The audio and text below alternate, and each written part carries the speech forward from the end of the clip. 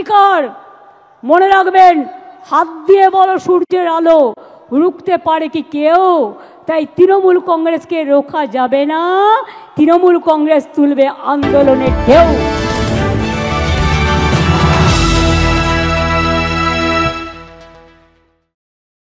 21শে জুলাই তৃণমূল সমর্থক এবং সাধারণ মানুষের কাছে আবেগপূর্ণ দিন। এই মেগা সমাবেশ ঘিরে প্রস্তুত ছিল শহর কলকাতা। এই দিনটিতে নানা প্রান্ত থেকে আসতে শুরু করেছিল তৃণমূল কর্মী সমর্থকেরা। এদিন শহরে বিভিন্ন প্রান্ত থেকে মোট 7টি বড় মিছিল রওনা হয়েছিল ধর্মতলার উদ্দেশ্যে। শ্যামবাজার থেকে হাওড়া স্টেশন, শিয়ালদা থেকে কলকাতা স্টেশন, সব জায়গা থেকে মিছিল শুরু হয়েছিল ধর্মতলায় আসার জন্য। আমাদের প্রতিনিধি পৌঁছে গিয়েছিল শিয়ালদা স্টেশনে। জুলাই আজকের 21শে জুলাই এক আলাদা ঐতিহ্য বহন করে আগামী 26শে বিধানসভার ভোট। আপনারা আজকের মমতা বন্দ্যোপাধ্যায়ের বক্তব্য থেকে কি নিয়ে ঘরে ফিরবেন? আমরা আশা করব যে আগামীতে আমরা 294 হবে। এই বার্তা আমরা যেভাবে ঘরে ঘরে উন্নয়নকে পৌঁছে দিয়েছে, এমন সারা বাংলা জুড়ে এমন কোনো বাড়ি নেই যেখানে মমতা ব্যানার্জির প্রকল্প নেই।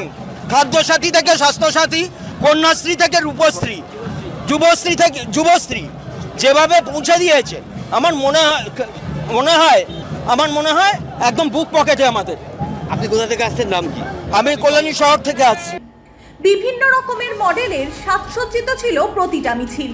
কোথাও দেখা গেছে বাইককে সুসজ্জিত করে সাজানো, কোনো মিছিলে দেখা গেছে জীবন্ত মডেল, আবার কোথাও দেখা গেছে মাথার উপর ছাতার বদলে দিদির ছবি সহ প্রতীকী চিহ্ন। আমাদের ট্রু নিউজ বাংলার প্রতিনিধি কোথাও নেতাদের সাথে কথা বলল, আবার কখনো তৃণমূল কর্মীদের সাথে। যে কথা আপনি বললেন, তৃণমূল কংগ্রেসের প্রত্যেকটি সৈনিকের জন্য এটা আবেগের দিন। আমরা প্রত্যেকেই আসি এখানে শ্রদ্ধাঞ্জলি দিতে সেই শহীদদের প্রতি। এই শ্রদ্ধাঞ্জলি আমরা 1993 পর থেকে আমরা প্রত্যেক বছর করছি।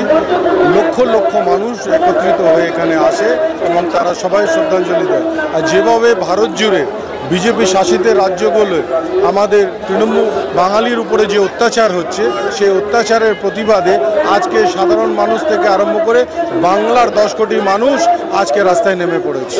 93 সাল থেকে 21শে জুলাই চালু হয়েছে। আজকে আমাদের 32 বছর বয়স। আমাদের সূত্র অহংকার।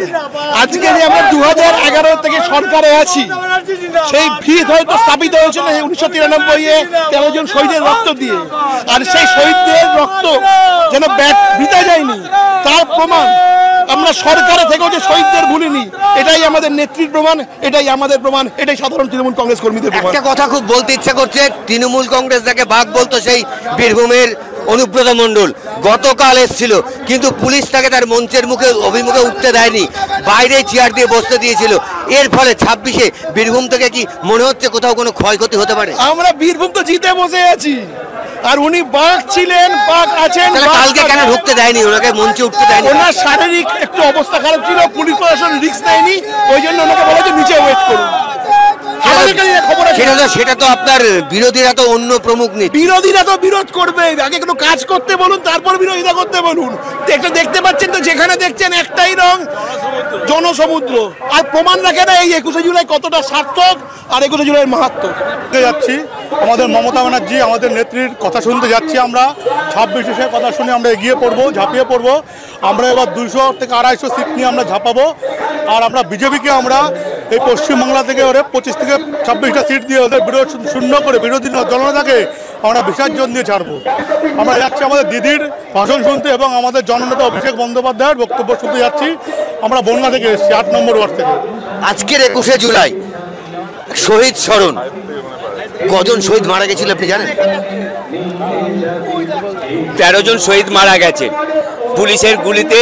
আমাদের মমতা ব্যানার্জির নেতৃত্বে যে আন্দোলন চলছিল, সেই আন্দোলনে নির্মমভাবে যেভাবে পুলিশ গুলি চালিয়েছে, নিরীহ মানুষগুলোকে, গরিব মানুষকে মেরেছে, সেই নিরীহ মানুষদের মধ্যে 13 জন শহীদ হয়েছে।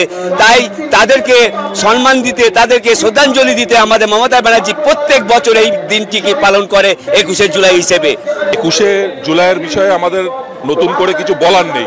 এটা যে তৃণমূল কংগ্রেস যারা করে তাদের আজকে আবেগের দিন। মমতা ব্যানার্জি সারা বছরই আমাদেরকে কিছু না কিছু নির্দেশ দেন, কিন্তু 21শে জুলাই আগামী 26-এর যে নির্বাচন, সেই নির্বাচনকে সামনে রেখে আমরা আমাদের অঞ্চল, আমাদের ওয়ার্ড, আমাদের পৌরসভা, আমরা আমাদের মানুষের মধ্যে আমরা তার যে বার্তা, আজকে যে বার্তাটা দেবেন সেই বার্তাটা ছড়িয়ে দেব, এবং যে সামাজিক প্রকল্পগুলো রয়েছে সেই প্রকল্পগুলো আরো যাতে স্মুথলি চলে।